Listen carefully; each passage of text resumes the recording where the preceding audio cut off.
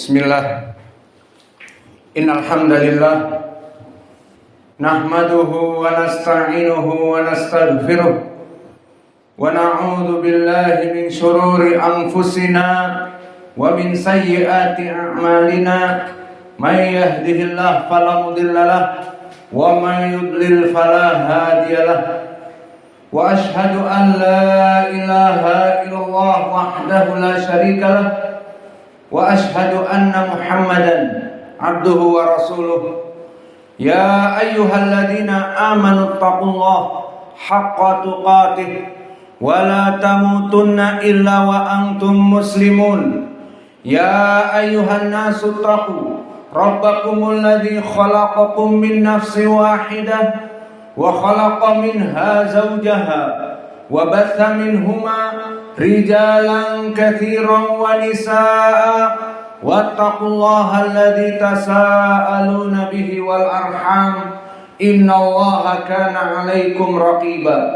Ya ayyuhalladzina amanu taqullaha wa qulu qawlan sadida yuslih lakum a'malakum wa yaghfir lakum dhunubakum wa may yuti'illaha wa rasulahu faqad faza fawzan 'azima. Amma ba'du, fa inna asdaqal hadits kitabullah wa khairal huda hadi Muhammadin sallallahu alaihi wa ala alihi wasallam wa syarrul umur muhdatsatuha fa inna kulla muhdatsatin bid'ah wa kulla bid'atin dhalalah wa kulla dhalalatin finnar. Iyadan billahi minan nar. Jamaah sidang Jumat Masjid Al-Imam Muqbil Al-Wadi'i rahimahullah, semoga Allah mengampuni semua yang hadir di masjid ini dan memberikan rizki yang halalan, thayyiban, mubarakan fi. Qulu amin. Maka ketahuilah ya ibadallah bahwa hari Jumat yang ada kita sekarang ini padanya adalah akhir Jum'ah di bulan Dzulqa'dah. Maka oleh sebab itu Al-Khatib ingin memberikan dua perkara yang urgen, yang mana berhubungan dengan perkara hari-hari di Ayyamil Hijjah, yang mana kita tidak akan pernah bertemu lagi dengan Dzulqa'dah. Maka ada dua perkara yang perlu disampaikan di sini yang berhubungan dengan hukum-hukum di bulan Dzulhijjah. Perkara yang pertama tentang permasalahan sembelihan. Maka ketahuilah ya ibadallah, bagi mereka orang-orang yang berniat untuk menyembelih, yataqarrabu ilallah, mendekatkan diri kepada Allah dari ibadah-ibadah yang diperintahkan dengan sunnah Nabi kita Muhammad sallallahu alaihi wasallam adalah sembelihan di Idul Adha. Maka barang siapa yang berniat untuk menyembelih mulai masuk kepada tanggal 1 Dzulhijjah, sekitar 5 ataupun 6 hari lagi, maka tidak boleh untuk memotong rambut dan memotong kumis dan memotong kuku-kukunya dan kulit-kulit yang berlebihan. Maka ini tambih yang pertama, peringatan yang pertama, karena tidak akan pernah kita bertemu di Jumat ini kecuali Jumat yang akan datang, mungkin tanggal 2 ataupun tanggal 1 Dzulhijjah. Maka kami peringatkan dari sekarang, seperti hadis yang diriwayatkan oleh Imam Muslim dari Ummi Salamah, man arada an yadbaha wa qad dakhalat al-hilalil ashr fala yamassa min adfarih wa min sya'rih. Maka maknanya, barang siapa yang seseorang berniat untuk melaksanakan sembelihan di hari Idul Adha, kemudian telah masuk kepadanya bulan Dzulhijjah, maka mulai dari awal bulan Dzulhijjah sampai hari sembelihan, hari yang ke-10 Yaumin Nahar, ataupun hari tasyrik 11, 12, 13, maka mulai dari Yaumin Nahar dan sebelumnya mulai dari awal Dzulhijjah tidak boleh untuk memotong kuku dan memotong rambut dan memotong kumis dan memotong kulit-kulit yang berlebihan ataupun kulit ari yang berlebihan, karena ini adalah larangan dari Nabi. Maka pendalilan larangannya adalah la yamassa, agar jangan mengambil, dan di riwayat lain la ya'khud, tidak boleh mengambil dari kuku-kukunya dan rambut-rambutnya dan kulit-kulit yang berlebihan. Maka la di sini yufidu tahrim, memberikan makna haram.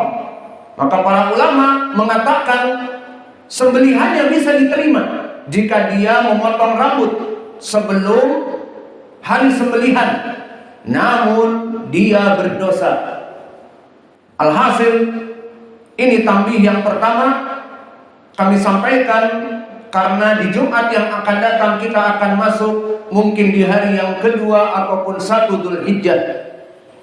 Maka barang siapa dari sekarang sudah mulai membeli kambing ataupun sapi dan sudah berniat akan berkurban, baik menyembelih ataupun tidak menyembelih, yang jelas dia berkurban, maka masuk kepada hilal bulan Dzulhijjah.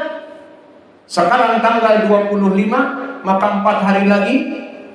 Maka 4 hari lagi sekarang batas untuk memotong rambut, mencukur apa yang ada dari rambut-rambut yang berlebihan. Maka setelah 4 hari sampai hari An-Nahr, sampai hari penyembelihan Idul Adha, maka tidak boleh untuk mengambil rambut tersebut. Ini perkara yang pertama. Dan perkara yang kedua, barakallahu fikum, Allah Jalla wa'ala dengan penuh rahmatnya menjadikan suatu hari, suatu objek ibadah yang mempunyai something special di sisi Allah, mempunyai perkara yang khusus dari pahala-pahala di sisi Allah. Maka Allah menjadikan ada malam-malam khusus yang lebih baik dari malam yang lain dalam peribadatan. Dan Allah jadikan hari-hari yang khusus lebih baik daripada hari-hari dalam setahun. Dan Allah menjadikan dari beberapa amalan-amalan yang khusus lebih baik dari amalan-amalan yang lain, yang mana ini semuanya dari rahmat Allah kepada hambanya, agar hambanya melaksanakan acceleration. Bagi mereka yang ingin melaksanakan percepatan acceleration untuk mengumpulkan pundi-pundi amalan sebelum hari kiamat, azad yaumil ma'ad, maka bekal-bekal untuk hari kiamat kelak, Allah menjadikan waktu-waktu yang something special ini agar kita yang mempunyai akal tidak membiarkan waktu itu bergulir. Waktu itu bergulir kepada kita tanpa kita mengamalkan apa-apa. Dan juga faedahnya agar kita bisa melaksanakan faith booster, melaksanakan pelejitan keimanan, di mana dalam waktu yang sempit dan waktu yang sedikit dan amalan yang ringan, kita bisa mengumpulkan pundi-pundi amalan-amalan kita, zad liyaumil ma'ad, bekal untuk hari akhirat kelak. Maka dari rahmat Allah atas hambanya, kami contohkan, Allah menjanjikan kepada kita dari amalan-amalan yang besar, yang mana amalan-amalan ini bersifat spesifik, termasuk dari amalan-amalan yang paling prima. Maka di antaranya yang bersifat umum, hadis yang muttafaqun alaih dari Abdullah bin Mas'ud. Berkata Rasulullah sallallahu alaihi wa ala alihi wasallam, di saat datang seseorang menanyakan, "Ayyul a'mal afdalu indallah ya Rasulullah?" Wahai Rasulullah, amal apa yang paling agung di sisi Allah? Berkata Rasulullah sallallahu alaihi wa ala alihi wasallam, "As-salatu fi waqtiha." Salat pada waktunya. Salat berjamaah 5 waktu pada waktunya.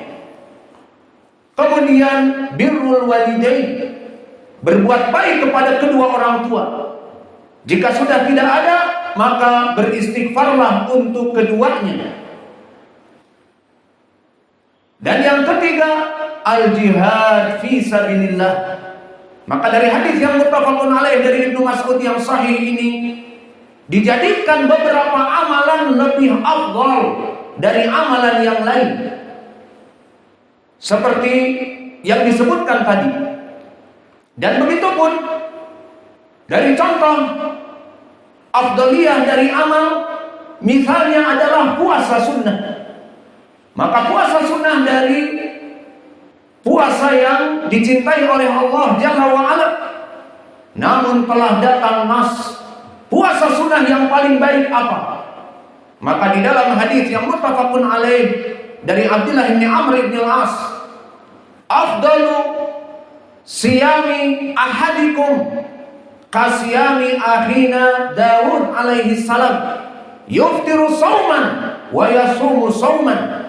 Maka sebaik-baiknya puasa sunnah yang kalian lakukan setelah Senin dan Kamis, setelah puasa dari salah satu ayam fi kulli syahr, 3 hari bir, maka yang paling afdal puasa sunnah saudaraku Daud alaihi salam, yuftiru yauman wa yasumu yauman, yang mana dia berbuka 1 hari dan berpuasa 1 hari, dan ini sudah termasuk amalan yang paling baik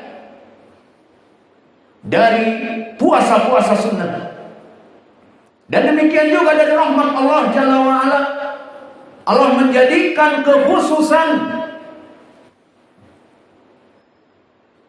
peribadatan di malam-malam Ramadan.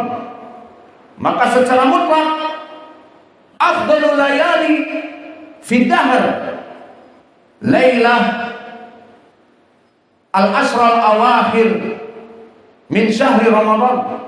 Maka secara mutlak disebutkan oleh Allah Jalla wa'ala, sebaik-baiknya malam-malam yang ada dalam 1 tahun adalah malam-malam 10 terakhir dari bulan Ramadan. Seperti ucapan Allah di dalam surat Al-Qadr, disebutkan Lailatul Qadri khairun min alfi syahr, bahwa 1 malam saja, malam Lailatul Qadar, itu lebih baik daripada 1000 bulan. Dan 1000 bulan kalau dihitung sekitar 84 tahun beribadah, maka seakan-akan 1 malam, jika Allah berikan taufik di 10 akhir bulan Ramadan, mulai dari maghrib dia salat wajib dan berbuka puasa, kemudian melaksanakan salat isya, kemudian ada qiraatul Quran dan menuntut ilmu, dan juga melaksanakan salat tarawih, maka malam itu sampai fajar dia beribadah, khairun min alfi syahr, maka lebih baik daripada melaksanakan peribadatan 84 tahun.